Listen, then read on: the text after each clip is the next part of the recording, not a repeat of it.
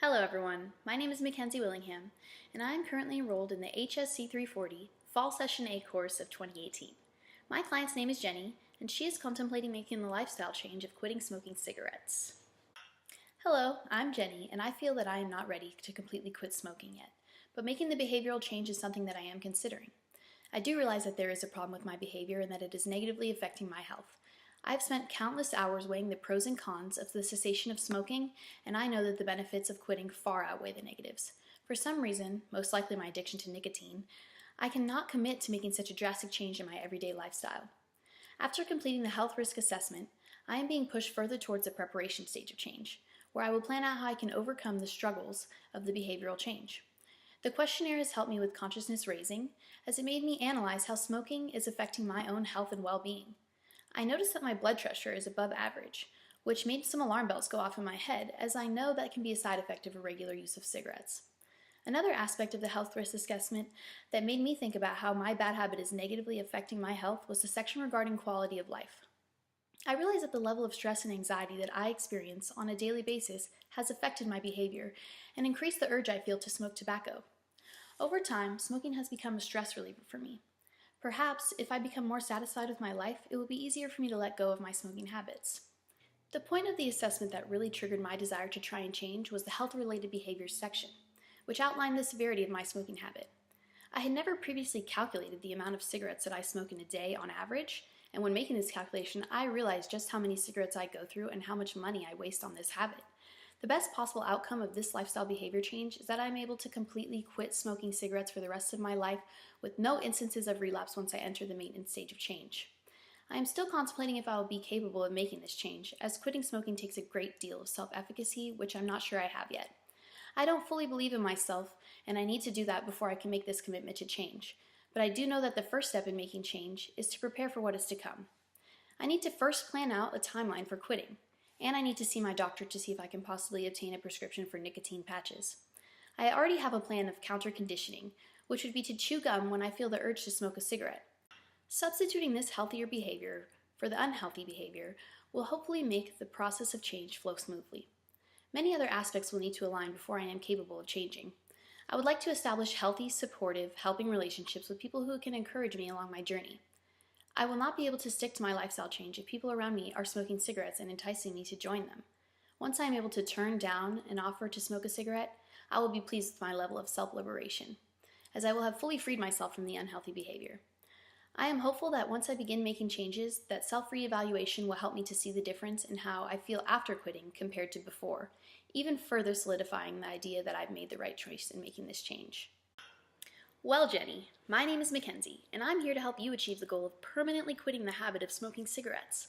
From what I can tell, you have many strengths that make you a perfect candidate for making behavioral changes. Don't count yourself out, as your dedication to finding self-liberation through letting go of this behavior can be a driving force in your mission.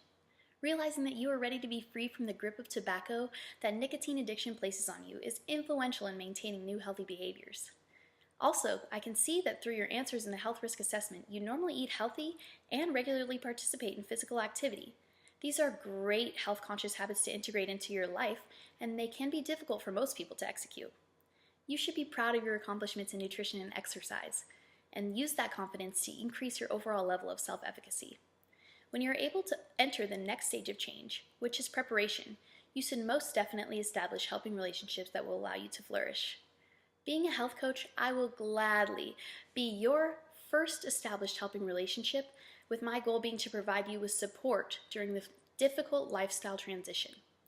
You should also get people you live with on board, as their supportive relationships are going to be the most beneficial in holding you accountable for your actions towards change.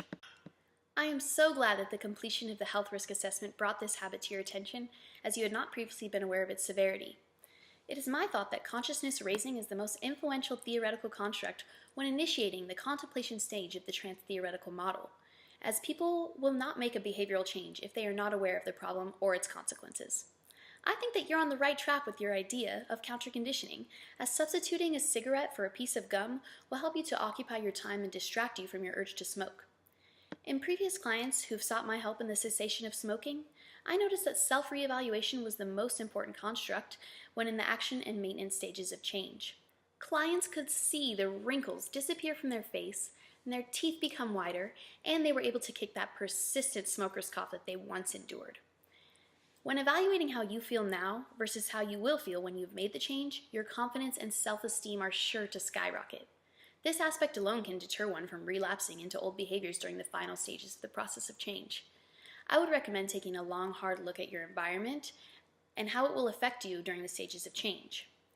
An increase in certain environmental aspects of the constructs of the social cognitive theory, such as observational learning, expectations, expectancies, and reinforcement, will all lead to higher chances of success. You can help yourself to quit by learning from others who have quit, believing in a positive outcome, placing a high value on successful change, and rewarding yourself for achieving goals. One value that can hinder progress is having an external locus of control versus an internal locus of control. You must understand that success is based upon your own decisions and behaviors and not from forces outside of your control. The attribution theory explains how controllability in one's life affects their ability to change. While some causes of behavior such as emotion and mood are unstable and difficult to control, others such as commitment are controllable. Be sure to focus on controllable factors such as willpower and effort, as these will directly reflect on your ability to make the change. At this stage, you seem to be quite ambivalent in regards to quitting smoking.